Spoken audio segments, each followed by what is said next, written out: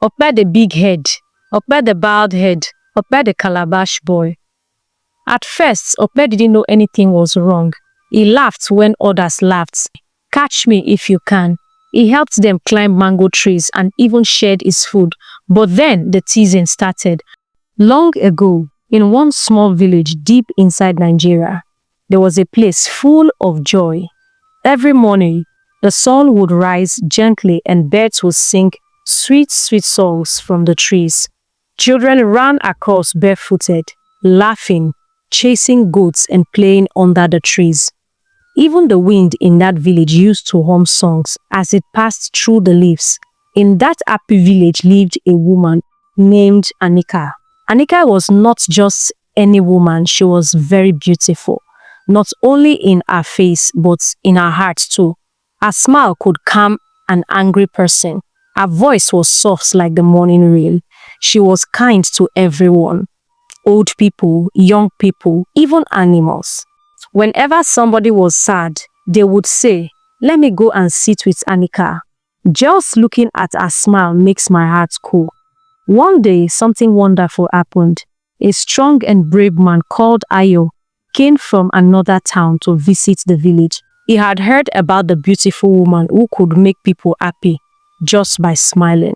When Ayo saw Anika for the first time, he stood still. His heart jumped. "She's the one," he said to himself. Anika saw him too. He greeted her with respect, and she liked his calmness. Before long, love grew between them. It started as a small friendship, then laughter, then care, and finally they got married. The whole village danced and sang, "Anika is getting married, Ayo and Anika forever."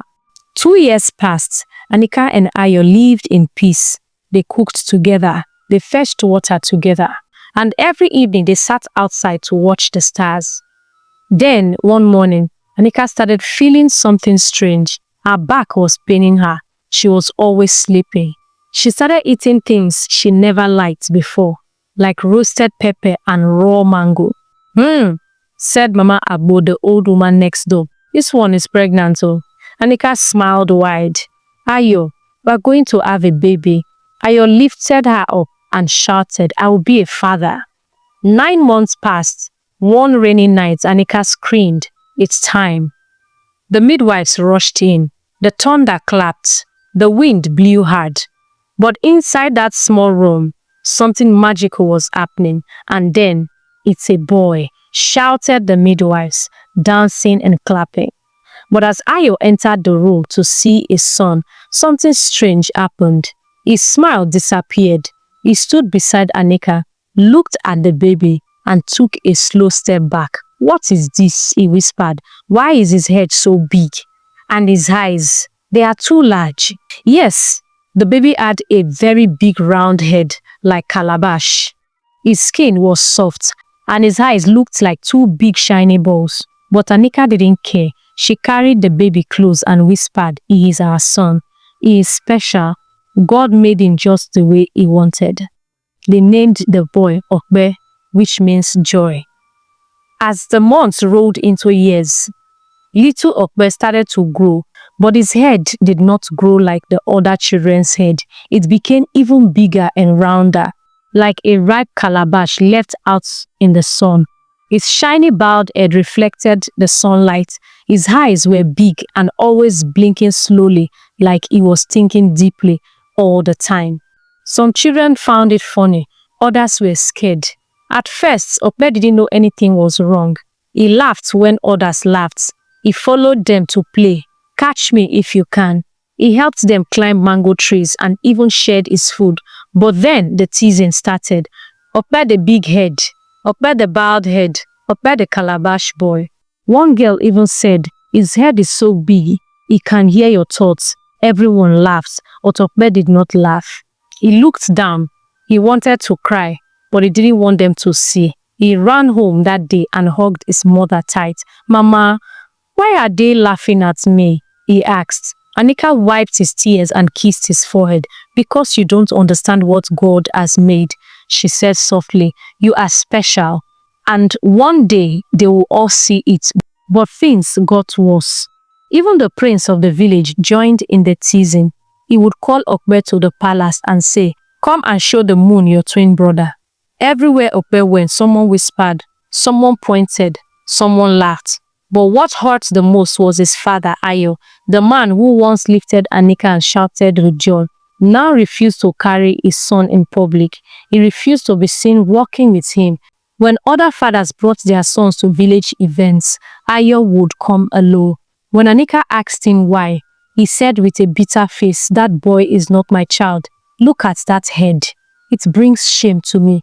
Okpe heard those words once and never forgot them. When the pain became too much, when the laughter was too loud, Okpe ran into the forest. The forest was quiet. The trees didn't laugh. The birds didn't tease. The wind didn't point fingers. He found a small spot under the giant tree and sat there for hours. One day, he plucked a leaf from the tree. This one smells sweet," he said. He picked another. "This one makes my fingers cold." Day by day, he explored the forest. He touched the roots. He smelled leaves. He licked the tree bark. He watched animals. He listened to how monkeys use certain leaves on wounds. One time, he scratched his leg on a sharp stick. He saw a red leaf growing nearby. He rubbed it on the scratch and the pain stopped. "I need to remember this one," he said, tying it with a string and naming it Pain Go Leave. Okpe started making pastes, teas, and even soup from the herbs he found. The forest became a school. He became a student of the trees, and he was learning fast. The village festival came. There was dancing, drumming, wrestling, and fire-roasted yam. The prince climbed the stage and shouted, "Let's play a game." A funny one. Everyone clapped. "Gain, gain." Then he said something that made the drums stop. "Let's see who has the biggest head in the village." People were shocked. Some covered their mouths. Others looked around, already knowing who he meant. "The winner is Okpe the Calabash Boy." People laughed so hard. Some fell off their chairs.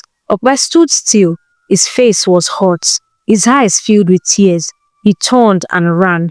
He ran past the stream, past the tall grasses, into the forest, far into the forest. That evening, as the village drums faded behind him, Okpe sat under a special tree, hugging his knees. Tears rolled down his face and dropped onto the dry leaves. "Why me?" he whispered. "Why did God give me this kind of big head?" Suddenly, he heard something. "Help! Somebody help me!" Okpe jumped up. His ears stood sharp. The voice was weak and close. He followed the sound, stepping over roots and pushing past branches. There, near a fallen tree, he saw a boy lying on the ground. His arm was bleeding badly, and his face was covered in sweat.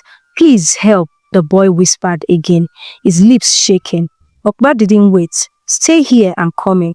He ran into the bush like a squirrel. He picked the Pain Go Leave, crushed some bitter bark, and squeezed juice from the healing grass. He returned, knelt beside the boy, and mixed the herb on the flat stone. He cleaned the wound, added the paste, and tied it with clean leaves. The boy groaned, then sighed, then smiled. Okpe helped him sip some healing tea from a carved wooden cup.